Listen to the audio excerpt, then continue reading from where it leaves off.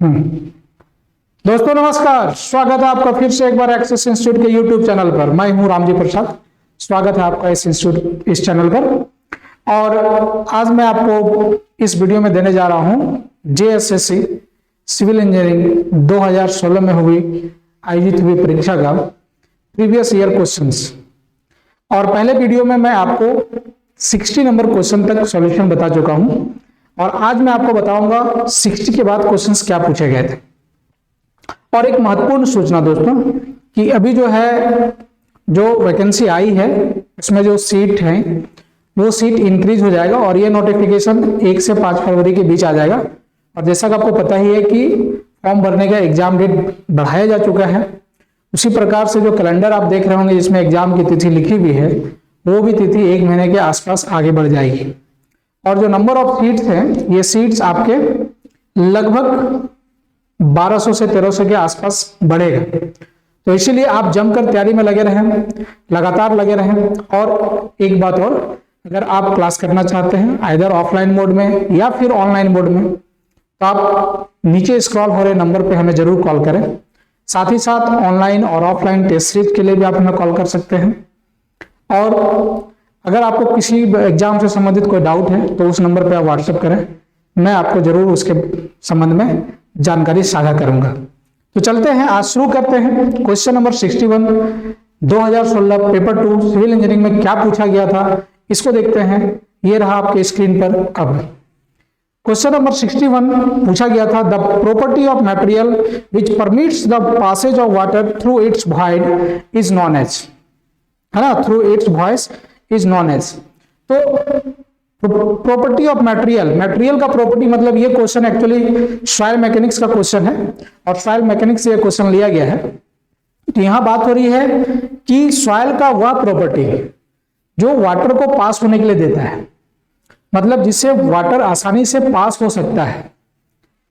तो देखिए, आप जानते होंगे कि सॉइल का वह प्रॉपर्टी जो वाटर को पास होने देता है। वाटर को कहां से पास होने देगा? तो वाटर को पास होने देता है एक्चुअली वो अपने ड्रेन से, मतलब जो सॉइल पार्टिकल्स हैं। अगर हम लोग इस तरह से सॉइल पार्टिकल्स को ले लें तो ये जो सॉइल पार्टिकल्स है, जब ये सॉइल का फॉर्मेशन होता है तो यहाँ पर ये वॉइड जो है, वॉइड एक दूसरे से इंटरकनेक्ट होते हैं और वो एक ड्रेन का निर्माण करता है। आपको क्वेश्चन पूछा जा रहा है कि जो अलाउ करता है तो उस प्रॉपर्टी को क्या कहते हैं? तो उस प्रॉपर्टी का नाम है परमेबिलिटी। तो आपके ऑप्शंस क्या थे? Liquid limit, consistency, strength and permeability. Hence correct answer is D, permeability. अब लोग देखते हैं क्वेश्चन नंबर 62 क्या पूछा गया था। तो क्वेश्चन नंबर 62 में पूछा था, hard boards are example of. Hard board किसका एग्जांपल है? ऑप्शन आपके पास इस प्रकार से है, particle board, fibre board, plywood, chip board. तो देखिए, हार्ड बोर्ड को हम लोग जो है हाई डेंसिटी फाइबर बोर्ड भी बोलते हैं। जो आपका जो है question hard board is also known as high density fibre board. Hard board को हम लोग हाई डेंसिटी फाइबर बोर्ड बोलते हैं। तो अगर इसका आंसर ढूंढेंगे तो इसके नाम में ही छुपा हुआ है कि जो आपका हार्ड बोर्ड है उसका दूसरा नाम ही है हाई डेंसिटी फाइबर बोर्ड। तो this is fibre board. So option B is the correct answer. Now next question number 63 देखते हैं। क्या था क्वेश्चन नंबर 63? तो basic structural steel is known as. आपके क्वेश्चन नंबर 63 जो पूछे गए थे 2016 में पेपर 2 में, उसका क्वेश्चन है basic structural steel is known as alloy steel, stainless steel, plywood और चिप बोर्ड। तो देखिए, इसमें आप जो है कुछ चीजें तो समझ सकते हैं कि आपका जो है प्लाईवुड तो हो नहीं सकता क्योंकि यहाँ पूछा गया है स्टील स्ट्रक्चर। दूसरा है कि chip board, it is also जो है ये भी एक लकड़ी का ही प्रकार है, टिम्बर का ही टाइप है ना। तो ये दोनों ऑप्शन तो सी और डी तो पॉसिबल ही नहीं है। Now we have option alloy steel and stainless steel.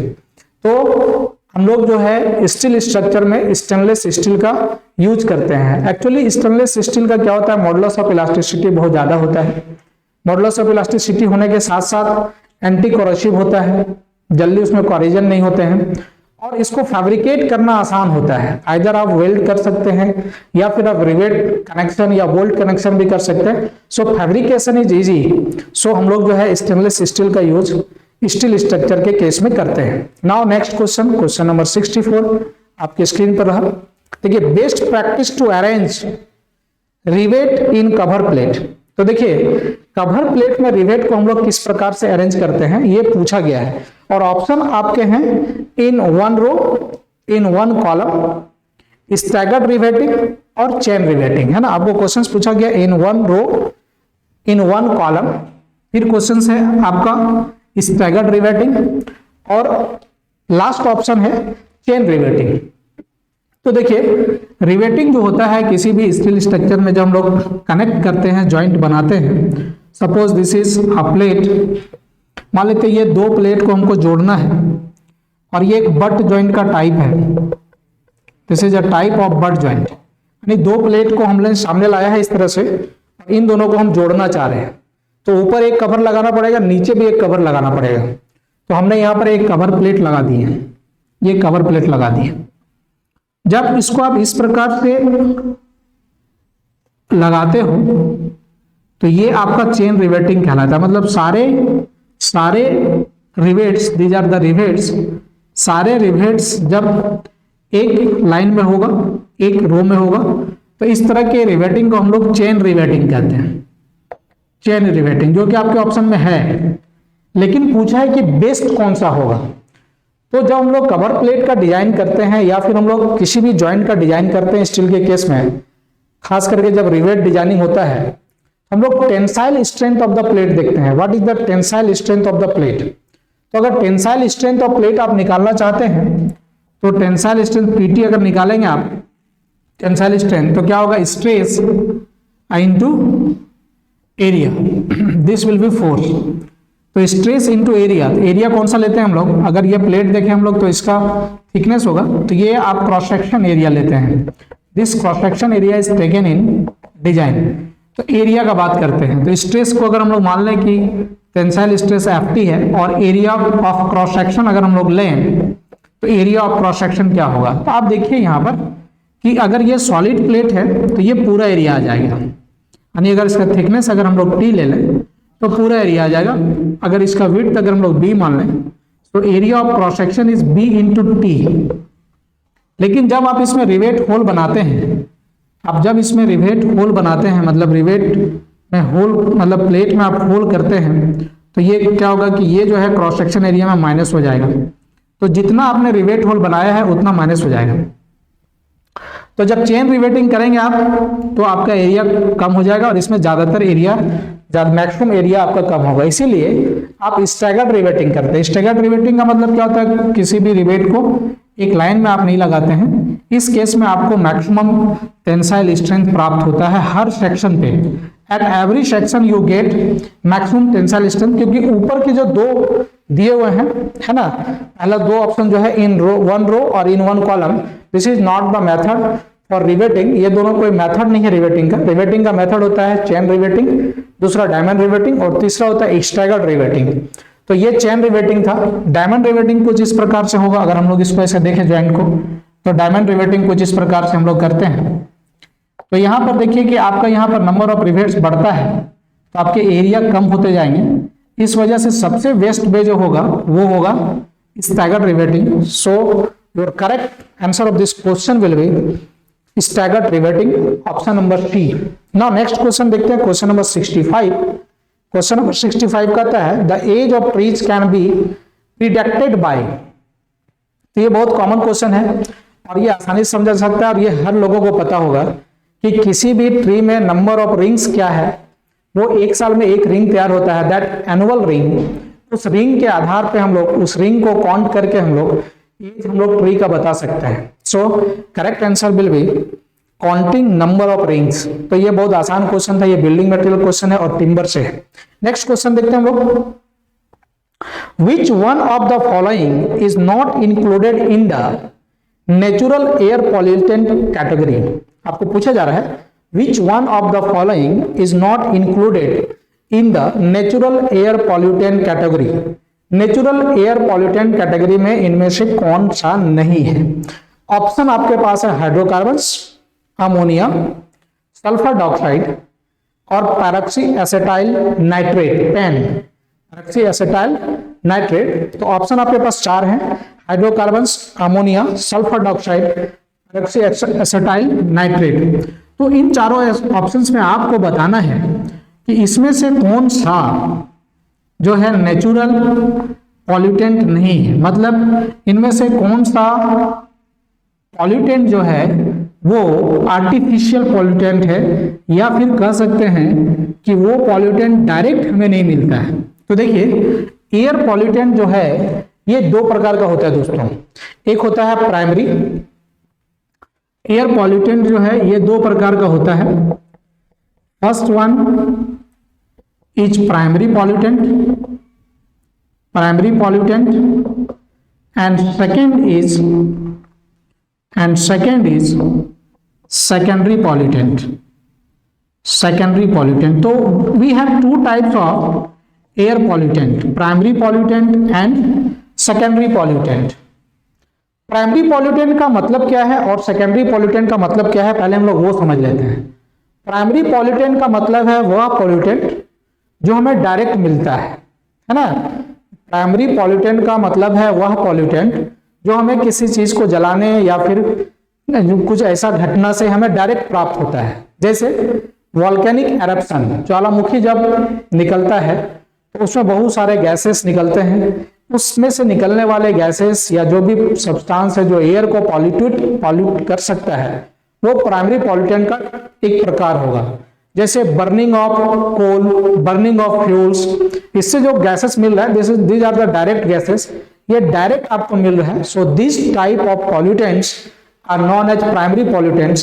जैसे इसके एग्जांपल हो जाएंगे carbon monoxide, nitrogen oxide, sulphur dioxide, carbon dioxide, particulates, ये सब डायरेक्ट मिलेगा। लेकिन सेकेंडरी पॉल्यूटेंट का मतलब क्या है? सेकेंडरी पॉल्यूटेंट का मतलब है कि ऐसा पॉल्यूटेंट जो डायरेक्ट नहीं मिलता है, जो रिएक्ट होने के बाद बनता है ना, उस तरह के पॉल्यूटेंट को हम लोग सेकेंडरी पॉल्यूटेंट कहते हैं। और इनके एग्जांपल हैं ओजोन, पहला एग्जांपल है ओजोन और दूसरा एग्जांपल है peroxy acetyl nitrate. So answer D, peroxy acetyl nitrate, जिसको शॉर्टकट में बहुत जगह लिखा रहता है PAN, is the correct answer which is not a natural pollutant, air pollutant. ठीक है, तो इस प्रकार से क्वेश्चन नंबर 66 देखा। क्वेश्चन नंबर 67 देखते हैं हम लोग। Question number 67, irrigation canals are generally aligned along straight line. Option है आपके पास, क्वेश्चन पूछा जा रहा है कि irrigation canal are generally aligned along, option है स्ट्रेट लाइन, दूसरा है कंटूर लाइन, तीसरा है वैली लाइन और चौथा है रिज लाइन। तो देखिए मैं आपको बताता हूं कि अलाइनमेंट ऑफ कैनल का मतलब क्या होता है। तो अलाइनमेंट ऑफ कैनल का मतलब ये है, अलाइनमेंट ऑफ कैनल का मतलब ये है कि जैसे आप मान लेते हैं ये एक मान लो कि एक माउंटेन है, इस माउंटेन पे ये टॉप पॉइंट हो गया, this is the top point. अगर यहाँ पर कोई रेन होता है या यहाँ बारिश होती है, ये जो वाटर है उसका फ्लो कुछ इस प्रकार से होगा। So this point, this top point is known as ridge point, this top point is known as ridge point या watershed point, watershed point, watershed point. अगर हम लोग इसी तरह से इस लाइन को जोड़े हम लोग, तो एक लाइन बन जाएगा जो सारे टॉप पॉइंट को जोड़ता हो। Such type of line is known as ridge line, उस तरह के लाइन को हम लोग रिज लाइन के नाम से जानते हैं। जैसे मान लेते हैं कि यहां से एक रिवर निकल के आया है, suppose we have a river, एक रिवर मान लो इस तरह से निकल के आया है, एक रिवर है। अब रिवर किस डायरेक्शन में चलता है दोस्तों? रिवर का डायरेक्शन क्या होता है, रिवर किस वे से पास होता है? तो आप हमेशा देखते होंगे कि रिवर जो होगा वो आसपास के एरिया के सबसे लोवेस्ट, जो लोवेस्ट ग्राउंड लेवल होगा वहां से ही रिवर क्रॉस करता है। सो river always passing through the lowest ground from its surrounding, अपने सराउंडिंग के आसपास जो भी होगा वहां के लोवेस्ट एरिया से ही वो पास करेगा। तो मान लेते हैं इसका मतलब ये रिवर जो जा रहा है, इसका मतलब this is the lowest part, मतलब इधर से भी ये सबसे लोवेस्ट होगा, इधर से भी ये लोवेस्ट होगा। मतलब यहाँ पर कोई एक लाइन होगा जो इस रिवर से सबसे ऊंचाई पर होगा, फिर इधर जो है उसका RL जो है रिड्यूस लेवल हाइट उसका घटता जाएगा। तो such line is known as ridge line. इस तरह के लाइन को हम लोग रिज लाइन के नाम से जानते हैं। अब रिज लाइन जो है मतलब रिज लाइन एरिया का वह लाइन होगा जहां पर क्या होगा कि वो सबसे टॉप लाइन होगा, वहां से पानी जो है दोनों तरफ जा रहा होगा। तो इस रिवर का इधर एक रिज लाइन होगा और इस रिवर का इधर भी एक रिज लाइन होगा, क्योंकि ये लोवेस्ट पोर्शन में है। फिर उस रिज के इस रिज लाइन के इधर फिर कोई दूसरा रिवर होगा, ठीक है ना। तो अगर हम एक कैनल को यहां पर ले जाएं, अब यहां से अब कैनल को ले जाना होगा तो रिवर से उठा के ले जाना पड़ेगा, रिवर से उसको कैरी करना पड़ेगा। यहाँ वियर और बराज बना के हम लोग शॉर्ट में यहाँ पर ले जाएंगे और यहाँ पर एक कैनल का निर्माण कर देंगे, ठीक है। और देखिए दूसरा चीज क्या, अगर ये रीच लाइन है तो जब भी बारिश होती होगी तो इस रिवर में क्या है, इस डायरेक्शन से पानी आता होगा। So these are the drains of the river, है ना। रिवर को सपोर्ट करने, रिवर को पानी कहाँ से मिलेगा, तो जहां बारिश हुआ तो आसपास के एरिया से पूरा पानी जो है फ्लो करके रिवर की तरफ जाएगा, ठीक है। अब जो है कि अगर हम यहाँ ले गए एक कैनल को तो ये कैनल इस तरह से जाएगा, है ना। इस कैनल को यहाँ पे बना दिए तो such type of canal which is aligned along the ridge line is known as ridge canal, उसको हम लोग रीज कैनल के नाम से जानते हैं। अब इस कैनल के फायदे क्या हैं, देखिए इस कैनल के फायदे हैं, ये सब ड्रेन था, इन ड्रेन को इस कैनल को क्रॉस नहीं करना पड़ा। जो भी ड्रेन होगा इधर इधर होगा या इधर होगा। तो पहला फायदा हो गया कि आपको ये ड्रेन को क्रॉस नहीं करना पड़ा, ठीक है। और दूसरा फायदा क्या हो गया, ये रीज लाइन सबसे टॉप मोस्ट लाइन है, तो इसके दोनों तरफ आप जो है इरिगेशन कर सकते हैं, दोनों तरफ पानी दे सकते हैं। दूसरा आप कर सकते हैं कि एक कंटूर लाइन बना लीजिए और वहां पर आप एक कैनल बना लीजिए। सपोज ये कैनल हमने बना दिए, such type of canal is known as contour canal, जो कि जिसका RL सेम होगा जिस लाइन का, उस पर हमने बना दिए। अब यहाँ पर क्या है, इस कंटूर कैनल का दिक्कत क्या है, ये प्रॉब्लम क्या है कि ये सिर्फ एक डायरेक्शन में ही पानी दे सकता है, दूसरे डायरेक्शन में नहीं दे सकता, क्योंकि ये हायर लेवल पे है, ठीक है। और तब कंटूर कैनल जो है, दूसरा एक प्रॉब्लम और है कि इसको बहुत सारा ये ड्रेन क्रॉस करना पड़ेगा बनाते समय। तो यहाँ पर बहुत सारे ब्रिज बनाने पड़ेंगे, आपको क्रॉस ड्रेनेज वर्क बहुत करना पड़ेगा। सो कंटूर लाइन को हम लोग बेस्ट सुटेड नहीं बोलते हैं। सो रीज कैनल या ridge the alignment of canal along the ridge line is the best alignment of the canal, क्योंकि उसमें आप दोनों तरफ से पानी दे सकते हैं। और अगर हम लोग डिफरेंस सोचे दोनों में तो क्या है, कंटूर कैनल हम लोग वहां यूज करते हैं जो हिली एरिया है, और रीज कैनल का हम लोग वहां यूज करते हैं जो प्लेन एरिया है। So this was the question number 67। Question number 68 हम लोग देखते हैं। क्वेश्चन नंबर 68 आपके स्क्रीन पर अभी दिख रहा होगा। क्वेश्चन नंबर 68 कह क्या रहा है उसको हम लोग देखते हैं तुरंत।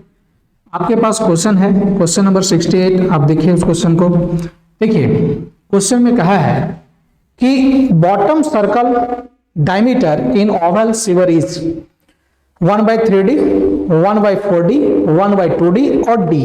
आपको पूछ रहा है कि बॉटम सर्कल ओवल सीवर में क्या होगा। ये क्वेश्चन सीवेज ट्रीटमेंट का है, सीवेज ट्रीटमेंट के क्वेश्चन से टॉपिक से ये उठाया गया है। तो पहले हम लोग ये समझते हैं कि हम लोग सीवर बनाते कैसे। सीवर हम लोग बनाते हैं कुछ इस प्रकार से, सर्कुलर सीवर। हमारा जो सीवर बनता है वो हमेशा सर्कुलर सीवर के फॉर्म में रहता है, आप देखते ही होंगे, ठीक है। सर्कुलर सीवर ही मोस्ट पॉपुलरली यूज किया जाता है इंडिया में। तो सर्कुलर सीवर क्या है और इसका यूज कब होगा। देखिए हम लोग दो तरह का सीवर का यूज करते हैं, एक कंबाइंड सीवर और दूसरा सेपरेटेड सीवर। कंबाइंड सीवर और सेपरेटेड सीवर में क्या डिफरेंस है कि सीवर आप निकालते हैं वेस्ट वाटर को बाहर करने के लिए। एक टाउन है तो वहां वेस्ट वाटर का जनरेशन के अलावा रेन भी हो सकता है, और रेन होता ही हो क्या सकता है। तो रेन वाटर को अगर बाहर निकालना है तो उसके लिए आप एक सीवर बनाएंगे। अगर आप रेन वाटर और वेस्ट वाटर दोनों के लिए अलग अलग आप सीवर का निर्माण करते हैं तो such type of sewer is known as separated sewer. अब जनरली सीवर में कौन सा आप यूज करते हैं, सर्कुलर। आप जब फ्लूइड मैकेनिक्स पढ़ते हैं तो आप जानते हैं कि इसका एफिशिएंसी सबसे ज्यादा मोस्ट इफिशिएंट कब होगा, जब ये जो है अगर इसका डाया डी है तो ये हाफ, कम से कम हाफ डाया तक फ्लो करे, मतलब इसका डेप्थ ऑफ फ्लो जो है वो डायमीटर का हाफ होना चाहिए या उससे ज्यादा रहेगा, और मैक्सिमम ये 3/4 तक हो सकता है, 3/4 डी तक हो सकता है, 75%। अब देखिए क्या है, अगर आप कंबाइंड सीवर में इसका यूज करते हैं तो कंबाइंड सीवर में क्या होगा कि आप डिजाइन जो है मैक्सिमम फ्लो के लिए लेते हैं रेन प्लस वेस्ट के लिए। तो अब क्या होगा, जब रेन नहीं होगा तो पानी बहुत नीचे चला जाएगा, वाटर का डेप्थ ऑफ फ्लो बहुत नीचे हो जाएगा। उस सिचुएशन में क्या होगा कि यहाँ पर जो है ये आपका मैक्सिमम इफिशिएंट नहीं हो पाएगा। इस वजह से हम लोग क्या करते हैं कि हम लोग ओवल सीवर का निर्माण करते हैं, ओवल सर्कल का हम लोग ओवल सीवर का हम लोग निर्माण करते हैं कुछ इस तरह से। अब इसके फायदे ऐसे हो गया, ऐसे जोड़ देते हैं हम लोग।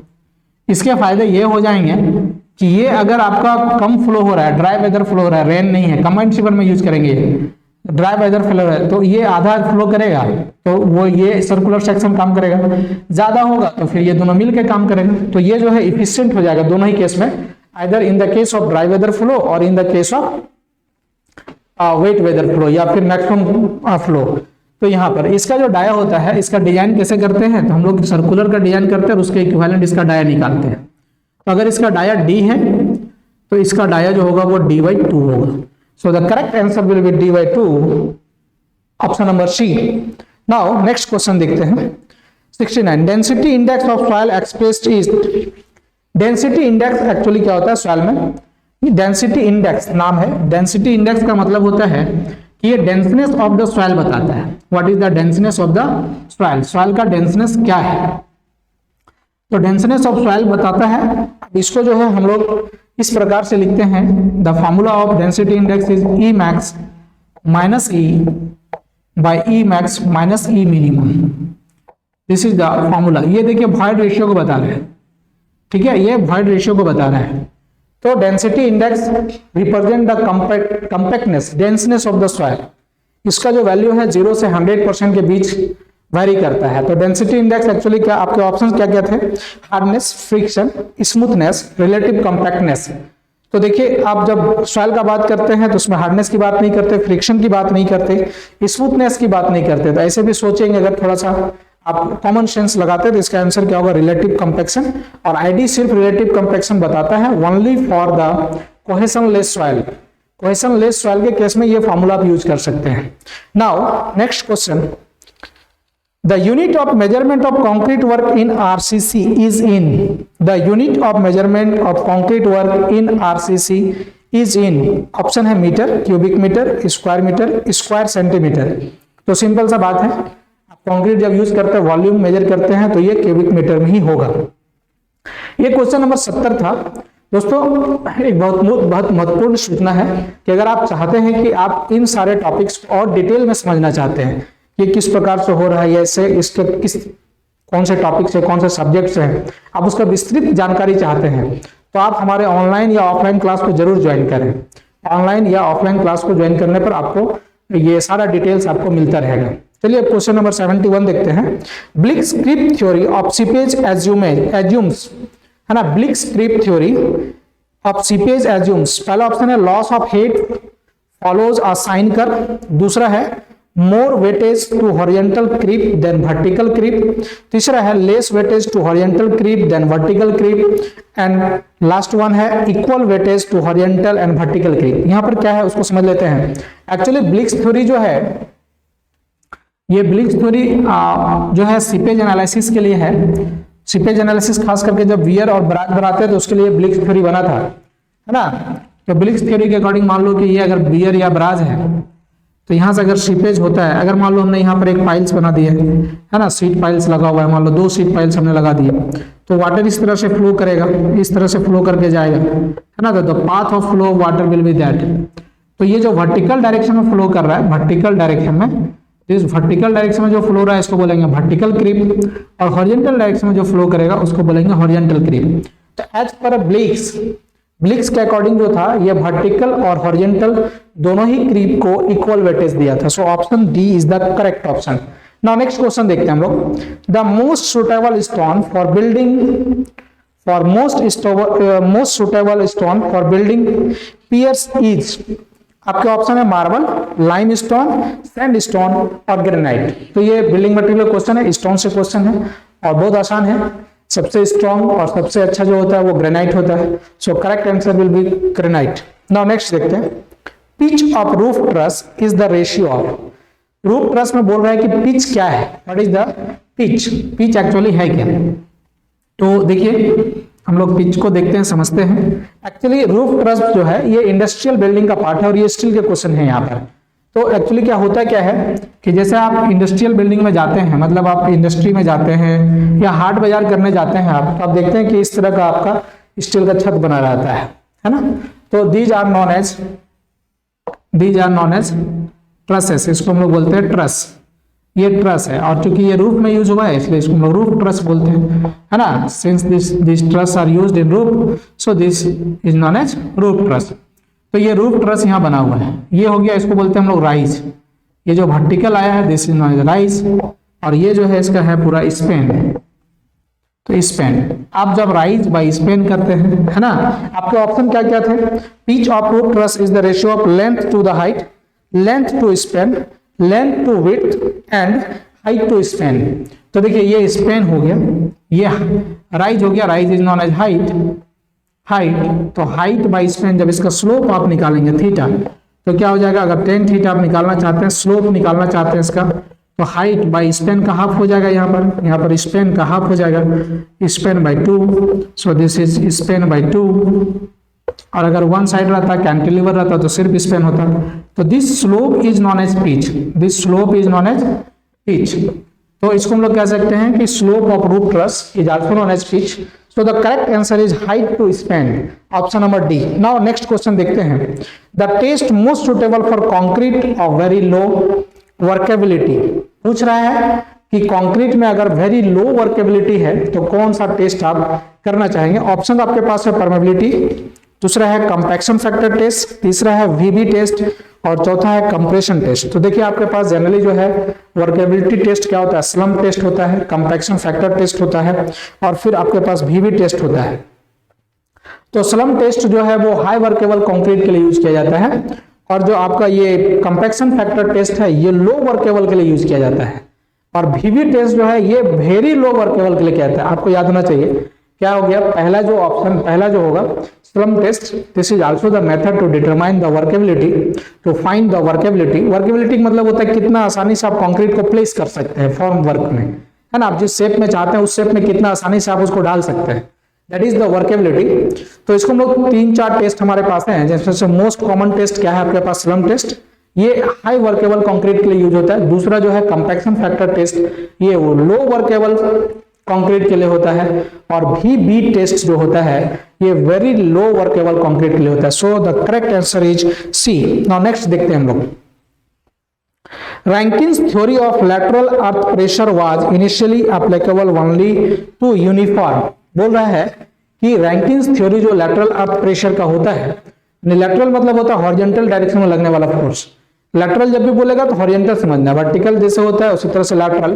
तो लैटरल अर्थ प्रेशर जो है, लैटरल थ्योरी ऑफ मतलब Rankine's theory of lateral earth pressure was initially applicable only to uniform. पहला है ड्राई सॉइल, दूसरा है कोहेसिव सॉइल और तीसरा है सैचुरेटेड सॉइल और चौथा है कोहेशनलेस सॉइल। तो मैं दोस्तों बता दूं कि रैंकिन जो लैटरल अर्थ प्रेशर है इसको सबसे पहले रैंकिन ने ही बताया था, और रैंकिन ने जो ये थ्योरी दिया था ये कोहेशनलेस सॉइल के लिए था। बाद में इसके थ्योरी को इंप्रूव किया गया बेल्स के द्वारा, है ना, बेल्स के द्वारा, रसल एंड बेल्स के द्वारा इस थ्योरी को फिर से इंप्रूव किया गया। और जब ये थ्योरी को इंप्रूव किया गया तब ये कोहेसिव सॉइल के लिए एप्लीकेबल था। लेकिन रैंकिन्स का जो एक्चुअल थ्योरी है this is applicable only for cohesionless soil. So the correct answer is D, cohesionless soil. Now next question हम लोग देखते हैं, question number 76। Which one of the following stones has maximum percentage of water absorption by volume? तो ये question याद करने वाला, ये प्रॉपर्टी ऑफ स्टोन से है, बिल्डिंग मटेरियल का क्वेश्चन है, और इसके आंसर होंगे सेल। आपके 4 ऑप्शन है, सेल, ग्रेनाइट, स्लेट और quartzite, but the answer correct answer is shale. Now next देखते हैं। एक contour line intersect ridge line और valley line usually at 60 degree, 30 degree, 90 degree और 50 डिग्री। आपको पूछा जा रहा है कि कंटूर लाइन जब वो एज ए रिज और वैली लाइन के रूप में यूज किया जाता है तो वो कैसे इंटरसेक्ट करता है। कंटूर लाइन का मतलब वह लाइन होता है जिसमें हर एक पॉइंट पे जो रिड्यूस लेवल होता है, आरएल होता है, वो सेम होता है। ये एक इमेजिनरी लाइन होगा क्योंकि आपके अर्थ में ऐसा कोई लाइन एग्जिस्ट करेगा नहीं जिसमें सारे पॉइंट का आरएल सेम होगा। So this is an imaginary line जिनके सारे पॉइंट पर आरएल वैल्यू होते हैं वो सेम होते हैं। इस रिज लाइन, इस कंटूर लाइन का अपना प्रॉपर्टी है, इनके बहुत सारे फैक्टर्स हैं। लेकिन आपको क्वेश्चन पूछ रहा है अगर वैली कर्व में इसका यूज करते हैं तो वो किस तरह से इंटरसेक्ट करता है, तो इसका आंसर होगा, ये क्वेश्चन हमेशा पूछा जाता है, इसका आंसर होगा 90 डिग्री। नाउ नेक्स्ट क्वेश्चन देखते हैं।